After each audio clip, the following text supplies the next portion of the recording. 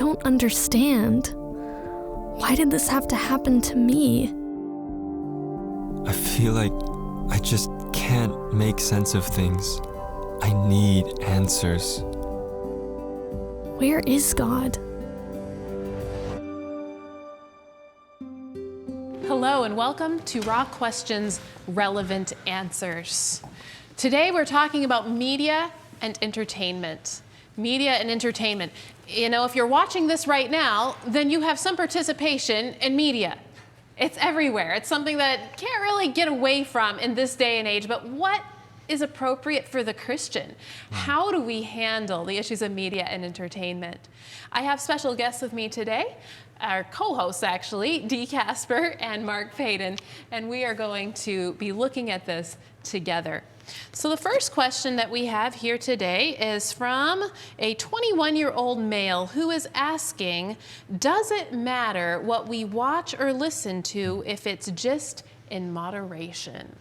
Yeah, so I'll let you go first on that one. Yeah, media man. Yeah, this is kind of my job. You're a filmmaker. Yes, Really? yes. Right. I make films, and actually, the first thing I want to do is just define some of the things in the medium. So the Open that people just watched, this is a film that we did specifically for this. It is a very distilled form of communication, film is, right?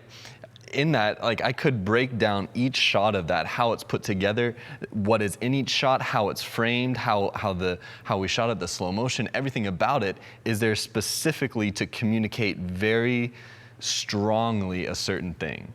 And that's all of film. You know, in the whole industry, it's a very distilled form of art and communication.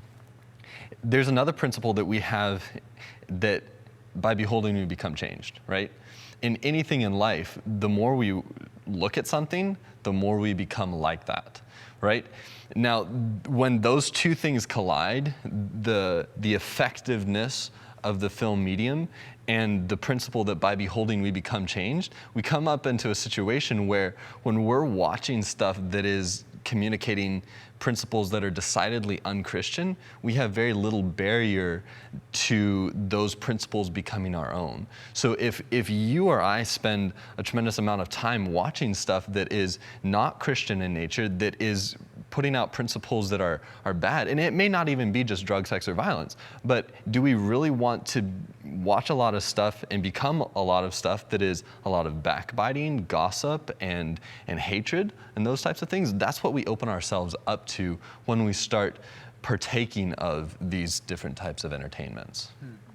There's another principle I think that's important here, the idea of like how we maybe view the topic of temperance, you know, like it's that the idea of moderation, you know, like if it's okay if I take in things that I know that I shouldn't be around, but as long as I don't do a lot of it, it's not a problem. Which is somewhat implied in the question. This is an area where we can get ourselves in trouble because anytime we take a willful step in a direction that we know isn't in our best interest, no matter how far we go, it's not the right step. Yeah. Does that make sense? Like, if we know if God has convicted us that this is not as something that is in harmony with the will of God or with the principles of how heaven operates, it's not a wise choice for us to make to move in that direction, even if it's a short step, right?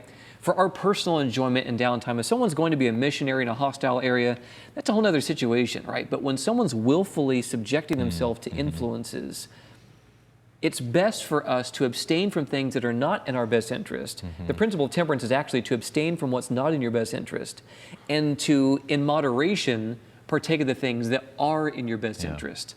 So anyway, just some other principles to maybe consider. Philippians 4:8 tells us, finally, brethren, whatsoever things are true, whatsoever things are noble, whatsoever things are just, whatsoever things are pure, whatsoever things are lovely, whatsoever things are of good report, if there's any virtue, if there's anything praiseworthy, meditate on these things. And I ask myself sometimes, with a lot of the media or entertainment that I'm taking in, does it fit those characteristics? And if it doesn't, should I be meditating on it, even if it's a little bit? And there's a couple of things here. First of all, there are some things that are okay in moderation, but if you have too much, it's not a good thing, right? Food, you need it, actually, though in the wrong amounts or the wrong types, it's not good. media can be like that. Some of it is good, but too much of it can be a problem. And then some of it just may not be helpful at all. Yeah. And then why am I doing that? I know for me, this was a struggle because growing up, I wasted a lot of my childhood watching TV and media. I would just come home and I would say, no, I'm just going to watch one thing. And then 4 hours later, there we were. And I realized for me, it actually was an addiction. That whether I was watching bad or good stuff, that was a problem. And I had to just stop in order to get away from that. And so weighing that up, and then also the content that we're looking at. It's a highly emotional vehicle too, whether it be music or digital media and movies.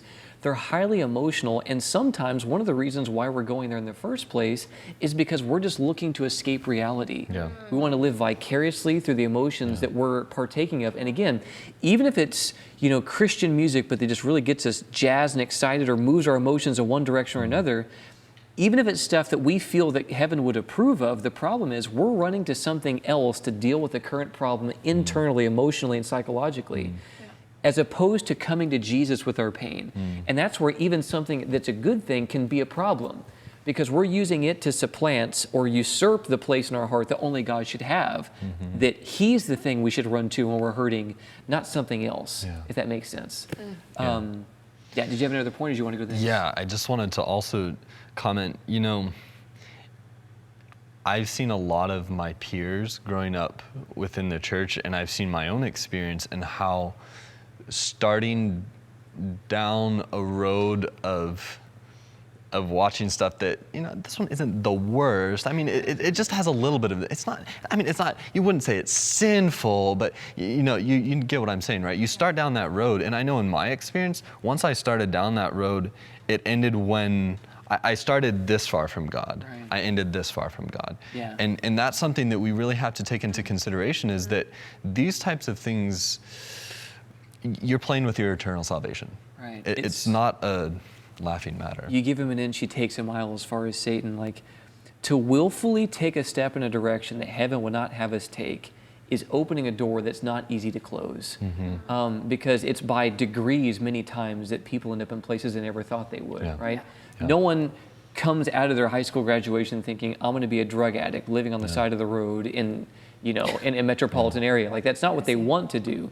But this is what happens, that, you know, one decision leads to another decision leads to another.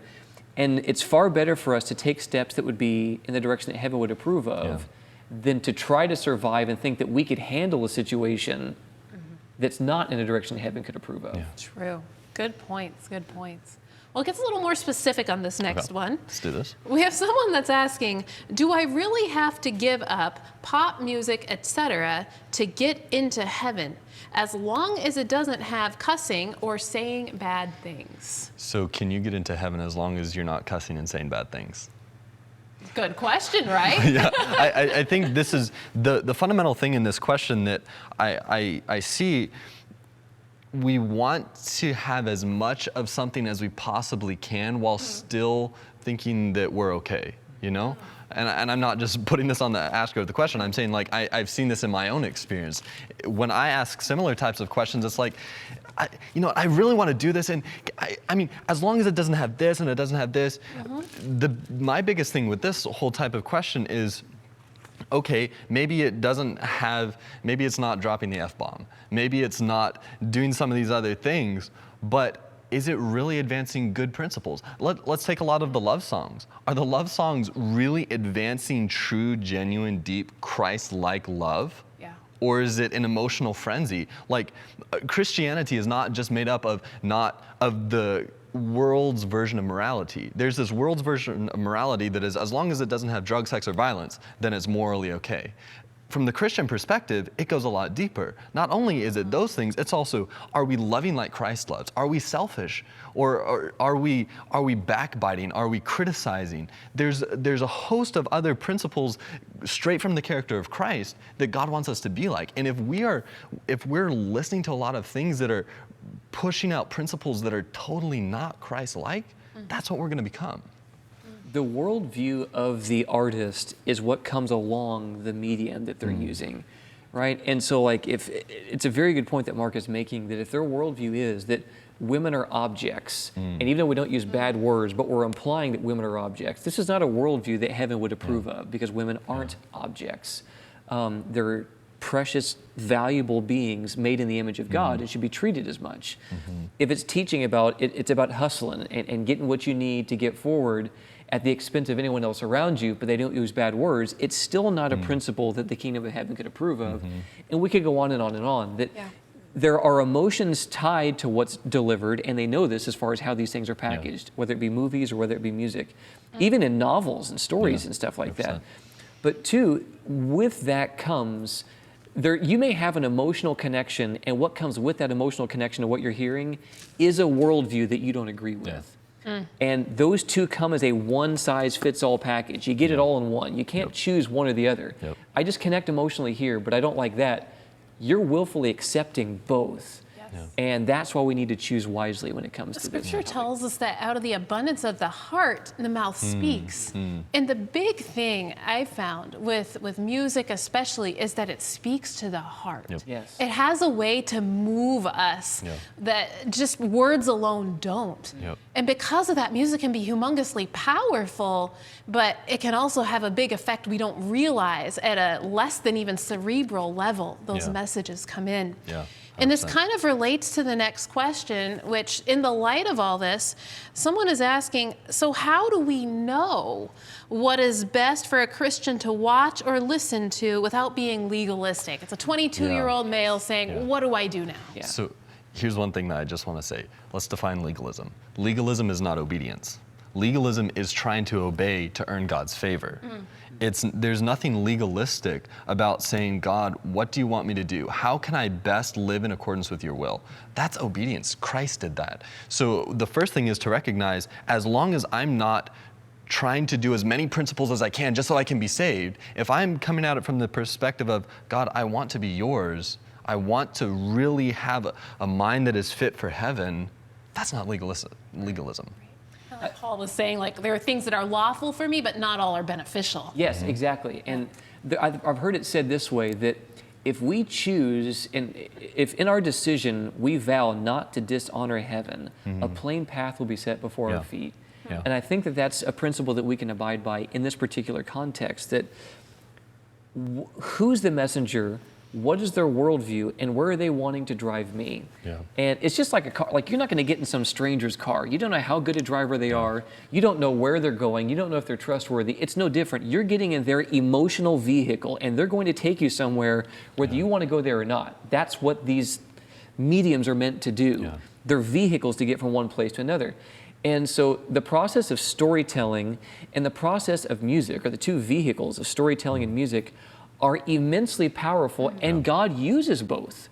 Satan himself is a musical being, for instance. We're told in Ezekiel chapter 28, your timbrels and your pipes. He was someone who understands the principles of worship and how powerful it is to guide the soul. Yes, he can use them for evil, but it's not that we just abandon music or we abandon story. It's who's driving the vehicle of these powerful mediums. And that's the question I think that's helpful for me when asking, even if it's a Christian, are they driving some other vehicle? Does that make sense? Like, if they're using a foreign vehicle to transport a message, it still has an impact. And I need to look into those things. Right. So as we pull this together, what I hear you saying is that we are God's. Whatever we are eating, drinking, or doing is for the glory of God. And so, no, we're not going to be able to give all the answers right now on exactly what to do and not do, but hopefully these principles help to give at least a direction. Thank you for watching. Visit us online, RQRA3ABN on Facebook.